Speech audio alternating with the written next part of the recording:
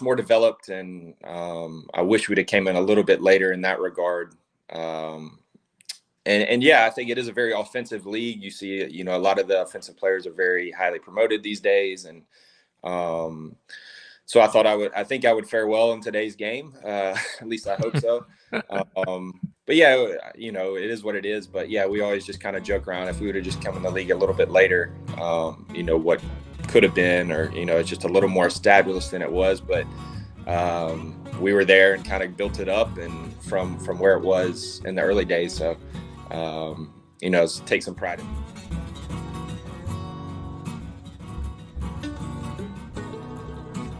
Thank you very much for being on, Justin Mapp. Welcome to Camp Football Club, our YouTube channel, and thank you for being on for our interview on KFC. How you doing, Justin? Doing good. Yeah, thanks for having me. I know we've been trying to do this for a while, so happy to be here and spend a few minutes with you. And yeah, thanks for having me. Looking forward to it. I appreciate your patience. And just tell everyone, I'm Justin Mapp, one of the few players. A lot of players kind of impact us, but I think Justin Mapp really impacted Montreal and myself when I was covering the club. Either as a covering the club or as a fan of the game. You were very impactful on me, Justin Mapp, the way you played. So I appreciate you coming on. And this interview is kind of to talk about yourself. What's Justin Mapp the player, also Justin Mapp the person, what you're doing right now. So where am I calling you from right now, Justin? I'm currently in Jackson, Mississippi. So where I grew up back home. So down south. So you obviously moved back after I retired. So I've been back here a few years. So yeah, back home where it all started. Yeah. That's good to know, man, because honestly, when you got was it an expansion draft from Montreal or were you traded here? I think it's a trade expansion draft. To Montreal? Yeah, it was an expansion draft. It was the expansion draft, yeah. Yeah, from Philly with Jesse Marsch. That's right. And we're like, there's a place from Mississippi, California, Florida, East Coast, Mississippi. And basically, the first question, I put the title in French from Mississippi to the MLS. Are you the only one of the few pro players from Mississippi? I haven't seen many. I'm pretty sure you guys have a WhatsApp group talking to each other, but yeah, I was the only one for quite a while. Now there's a couple. They're probably about 10 years younger, so I think they're in their mid-20s. From Jackson as well. One's Marlon Hairston. He plays for Columbus Crew.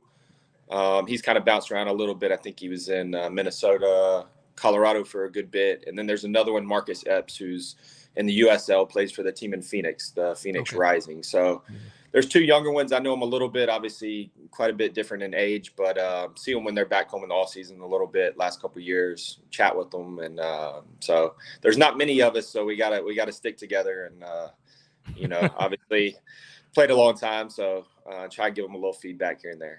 That's pretty cool. Talking about feedback and training, since you retired, I don't know when you started, but you have a training program. You have a website, justinmappsoccer.com. Tell us a bit about that and what's happening with that. Yeah, well, obviously wanted to stay in the game when I retired, moved back home. I figured the best way I can do that, at least as long as I'm back here, is just kind of offer training. So I offer personal training, a lot of small group type work. I work with certain club teams on certain weeks if they want me to, so a full team session. And just trying to be as vigilant around as I can in the community, soccer community. Little talks here and there to high schools, whatever it might be. But yeah. Run my program Monday through Friday, kind of a small academy. That's cool. Built up a pretty good base of players that I work with consistently. So it's really taken off, and I've enjoyed it. And yeah, been doing it a few years, and I'm also doing a little bit of scouting for Major League Soccer now with their MLS Next. So I actually go out to Dallas here in a few weeks for another event for the Generation Adidas. So really cool. They tried to basically put together a ex-player coalition to bring in to scout some of these events to, get some fresh eyes on these players, and obviously players who have played at various levels. So I've enjoyed that, and I get to watch soccer. So it's pretty easy. Yeah. That's really cool, because are you surprised that MLS goes back to the the ex players to really help them out, and not help them, but use them as a resource? Were you surprised something that you knew was going to happen, A or little just bit. like, Obviously, oh, I didn't know it was anything they were working on, but when they brought us in and kind of gave us their vision, obviously it was kind of a trial period, and kind of a new thing they started last year. But from my end, it makes sense. Why not try and yeah, the U.S. is such a vast, and Canada are such vast countries that we got different scouts from different areas around the country. I think the more knowledgeable people you had that have played at a high level that you can get, not just watching these events, but back home in your areas and states or province, whatever it might be, I think can only help. Again, you're covering such a vast territory and two countries that, again, the more knowledgeable people you can have, it only makes sense. So I like what they're doing, and we'll see where it goes from here. so basically MLS Next, some MLS clubs, and the Dallas Yeah. Cup. I think is the Dallas Cup. Yeah, or... I guess it's Generation Adidas. It'll be yeah. I think around the 8th or 9th of April. So we'll go there for 3 or 4 days, and we'll watch 2-3 games a day, meet together, talk about the kids we like, etc. So that's really cool, because you went through that process yourself. I think it was called the Nike Project 40 or Nike 40. Yeah. So that was obviously when MLS first started, or earlier years. So that's what it was called. Then it transitioned to Generation Adidas, and it's always kind of evolving. So that's pretty impressive. And basically, when you're doing your program, your private session, private academy, are you seeing a transition into maybe you want to do coaching at the adult level? You want to stay with the youngsters, or you want to work in the academy? Because I don't think there's an academy in Mississippi. I don't think so. No, Is there there's any USL not. club? No. And I've kind of debated, where I want to go as far as coaching. Obviously, I really enjoy the youth. So maybe a youth academy. Maybe I stick with what I'm doing, but that's all kind of still open to be determined. I did, my youth or my B course when I retired. So just trying to get the badges and all that I know a lot of these clubs and stuff like to see. So that was a good process, and really not sure what level I want to jump in, but I've enjoyed doing this so far, and kind of tried to learn along the way, and we'll see where I go from here. Because even though you want to stay home in Mississippi, on a map, Mississippi is not very far from Texas or Georgia. So you're between two major hubs, especially Atlanta United coming in. Right. Saying to yourself, maybe one day, but it's it's a huge country, obviously, but kind of Mississippi is kind of in the middle of two big hubs, and middle of nowhere. I think the word is the middle of nowhere. I didn't say it. Yeah, but still, you're between two giants of its current volume and academies and clubs. Yeah, Dallas, Nashville, Atlanta. It's all about 5-6 hours away, so not too far. So again, a lot of these clubs will come because Mississippi is kind of an open territory. You have a couple that just don't get seen because they're in Mississippi. That kind of get passed by just because it is a rural state. So I'm always keeping eyes out for players in contact with some of these clubs, and So basically, part of your mandate is to try to promote the Mississippi soccer and the players and the culture there. I'm not saying the genesis, basically, a bit of it. Yeah, I mean, I'm here, so I have eyes on, and I know a lot of the club coaches, etc. So if there's a player that think they can take the next step, maybe bring them into one of these academies. One just went from last year, moved to Colorado Rapids Academy. So just trying to get these kids exposure as best as possible. So that's really cool, Justin. And who would have thought, the player that we saw in Chicago, DC, Chicago, Philly, Montreal, and Kansas City is now trying to promote youth soccer in Mississippi. It's very cool. And maybe ESPN and MLS Soccer do a story on you, man. You can't deserve it because you're doing a lot of never know. You never know. Take your time. And basically, going back to yourself as a player, when you, without being too nostalgic, and to be honest, when I saw you play, like, I'm not telling you anything new, but many saw you play. You had a very distinct style, very offensive flair, kind of a dribbler, provoker, winger. Could be basically in another life, it could be a number 10 if number 10s were still a thing in modern soccer. But do you wish sometimes that your MLS career was 10 years later, looking how MLS probably has shifted? Because it seemed that your style of player maybe weren't as, I wouldn't say promoted, but one's as maximized as much. Maybe it's my impression. I started MLS now in 2010. So maybe I'm missing 7 years of your career, 5 years. I feel that your style would have been more, not more so, but you've been more exposed and more, brought up faster, or maybe given more exposure as a really offensive talent, in my opinion, from what I see. Yeah, well, I think I've talked with a few players, since retiring that I played with, et cetera, that just, obviously can't control it, but I wish we would have come in the league a little bit later, just from the fact of the league's more developed now. When I first started, there were maybe 10 teams, and just from the aspect of it was just a new growing league. We played in football stadiums, and, just to see where it is now, and obviously just a bright future. And, all these, it never got to play in Atlanta or, some of these other big clubs that are coming up now. It's just much more developed. And I wish we'd have came in a little bit later in that regard. And yeah, I think it is a very offensive league. You see, a lot of the offensive players are very highly promoted these days. And so I think I would fare well in today's game. At least I hope so. But yeah, it is what it is. But yeah, we always just kind of joke around, if we would have just come in the league a little bit later, what could have been, or, it's just a little more established than it was. But we were there and kind of built it up, and from where it was in the early days. So, take some pride in that as well, I guess. It is a storyline sort of that comes back a lot within fans, and it's like the what if of Justin Mapp. Not that honestly, you had a very good career, like more than very good career. Like you played over 300 games. You're not necessarily a striker, but you scored a few goals, a lot of assists. So basically, you do have a certain specific style. And I was wondering, how have you evolved? How have you seen your evolution as a player from DC until Kansas City? How is that happening in a league that was still in a sort of like from knowing itself, and the MLS didn't even know who it was. It was just every 2 years it's been changing and changing. And now you see Atlanta, Orlando, LAFC, all these big money clubs. How were you able to grow as a player? Because you didn't have necessarily the same structure as you are giving these young players in Mississippi in your academies. How do you even evolve as a player? It must have been hard. Yeah, I mean, it's obviously kind of a roller coaster. At times throughout, even the early days, strikes, and is this league even going to continue? My first few years, because it was literally, 7-8 years up and running at that point, which is not much time at all. So new teams coming in, like you said, almost every year. So, that changes.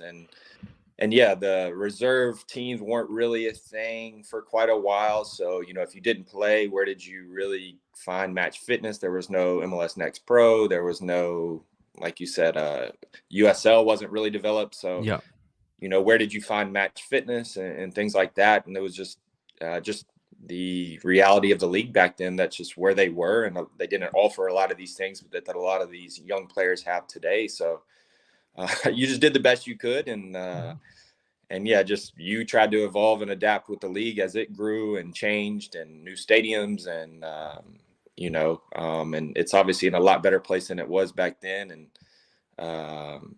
so a lot of these young kids coming in now have really great opportunities that, not that we didn't have opportunities, we can't complain for sure, but that it just wasn't the same state that it is now. So they're really fortunate, and yeah, but yeah, just had to evolve and grow and continue to try and get better in the environment we were in.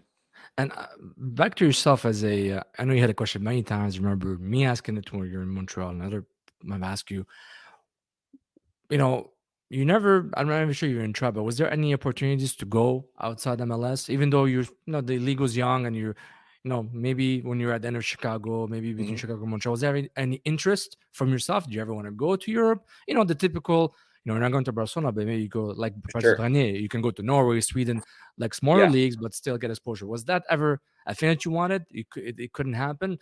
If you don't want to talk about it, it's fine. But it's just, no, you're fine. Yeah, there were many times throughout from my time in Chicago, after U20 World Cup, before I even signed in MLS when I was 17 at DC.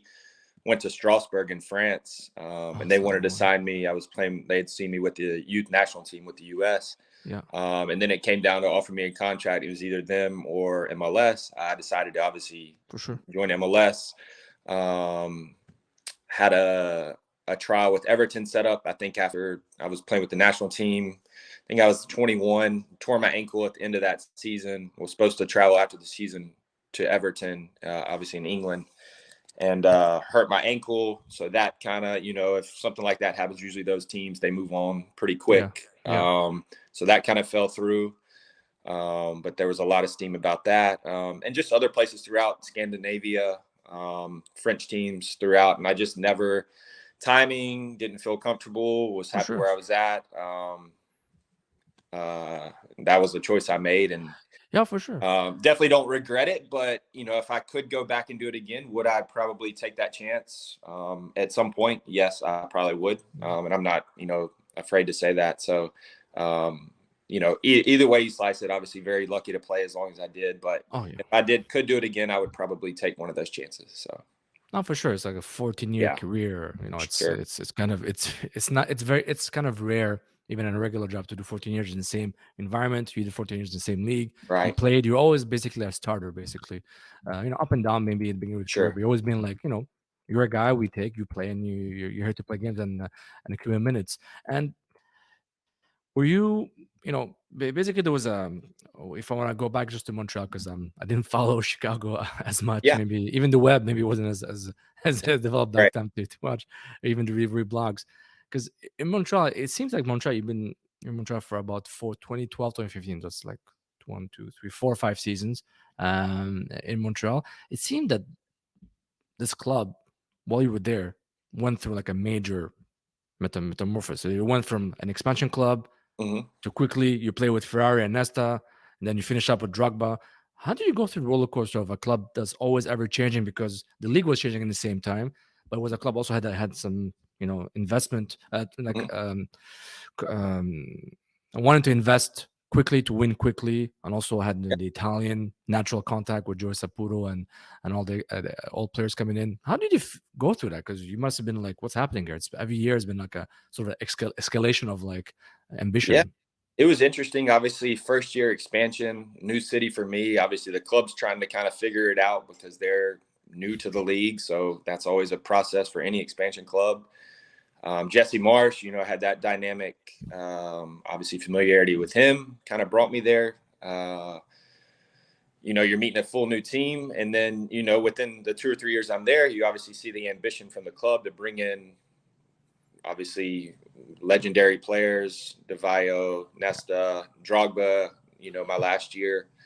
So it was an interesting time. And I think, we didn't always win, but we played some entertaining soccer back then. And we did win some. We obviously didn't win the championship or anything, but, those games at Saputo Stadium were packed out a lot of times. And you could just, there was a vibe in there.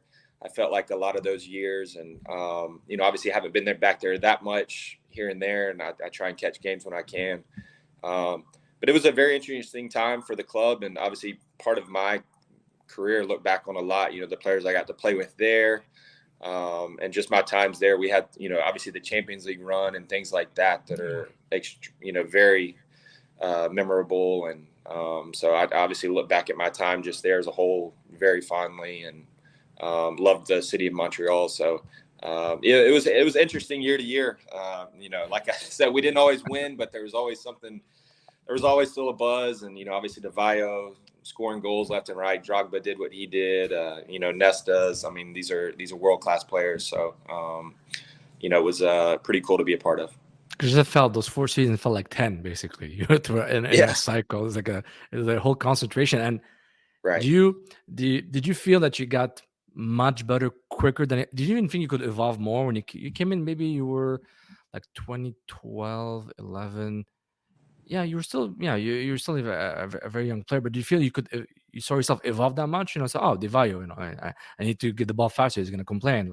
He's used to Serie A. Now with Drogba, and there's Bernier, and there's Ferrari, and there's Nesta. Did you feel like my game could evolve much better, or do you say, I'm at my top and I'm just gonna I'm gonna give the club more than the club's gonna give me?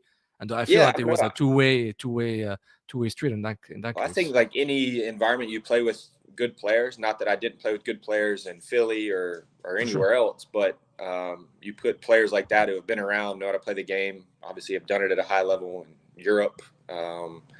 You have to up your game to be a part of that. And, they, like you said, they demand high of you.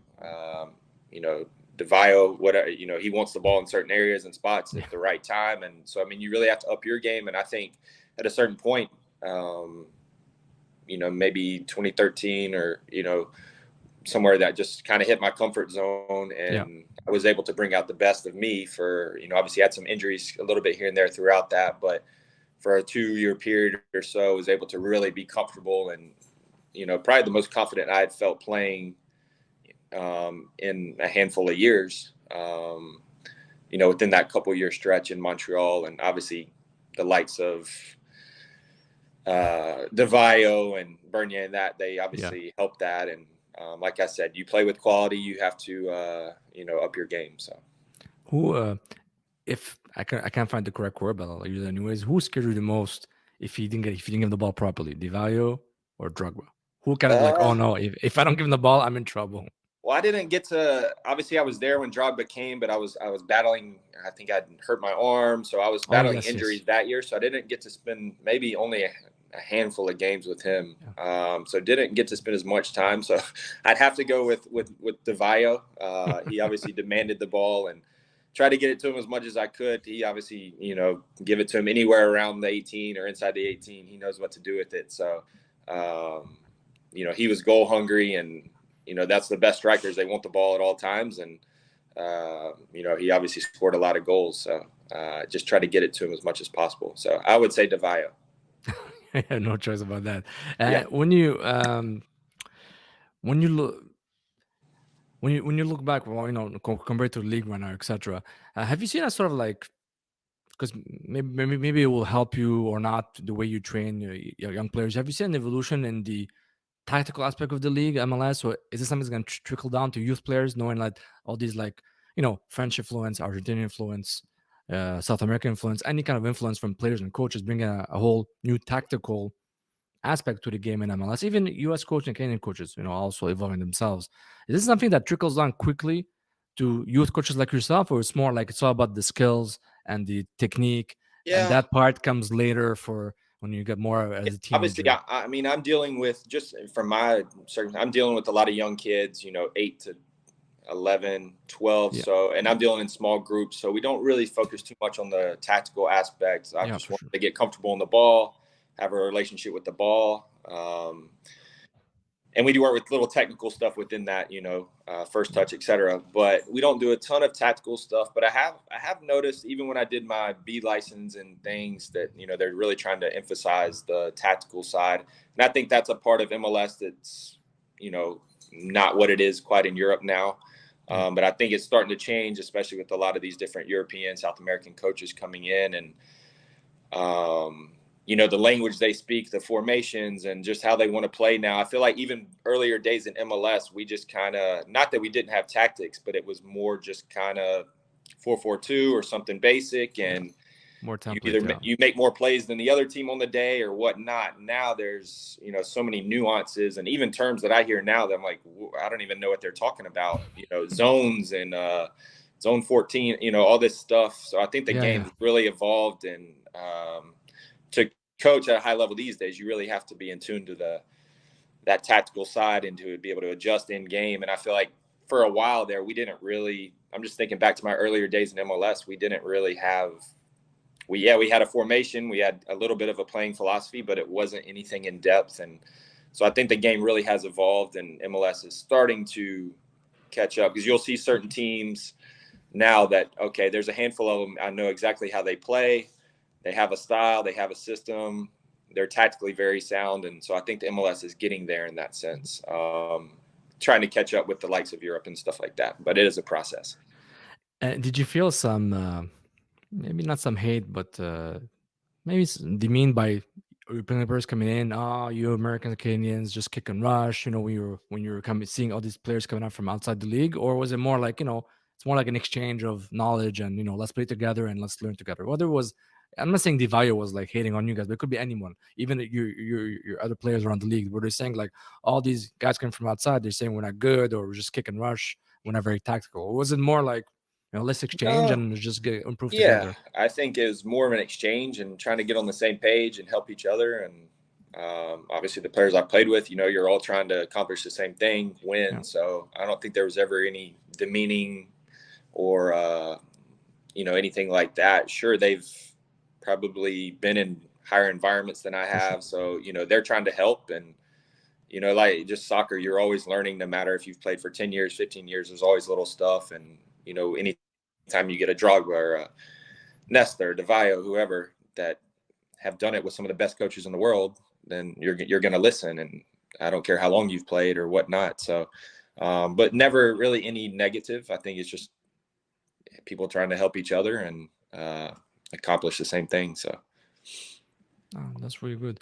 Well, Justin Mapp, thank you very much for being on. I really appreciate it. I like to tell everyone to follow on Twitter, JMapp, JMapp21.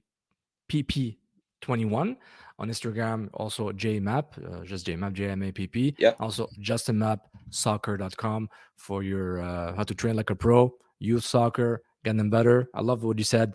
Get them to have a relationship with the ball. I think that's the really, it is the sort of summary for Justin Mapp. Have a relationship with the ball, and you definitely have one. And that's right. I really appreciate it. So thank you very much, my friend. And say hello to everyone to Mississippi. And if you come to Montreal one day, you will come probably. I really enjoyed it. Thanks for having me. And I'll be up there this summer, probably in July. So I'm going to try and catch a game and hopefully be able to say hello. And hopefully it'll be a little bit warmer then. So hopefully should be good. Yeah, here it's spring supposedly, but I don't see it yet. There's still some ice and snow, so we'll see. That's right. We'll see. Thank you, Justin Mapp. Thank you everyone for listening. Subscribe to our YouTube channel, Camp Football Club. Subscribe to our Patreon to help us out, and follow Justin, JustinMappSoccer.com, and interact with him. He's a cool guy. Doesn't put as many pictures as he should. He pops up out of the blue in Atlanta or Montreal, then he disappears. So gotta post more, Justin. But you That's right. Gotta focus on the work, man.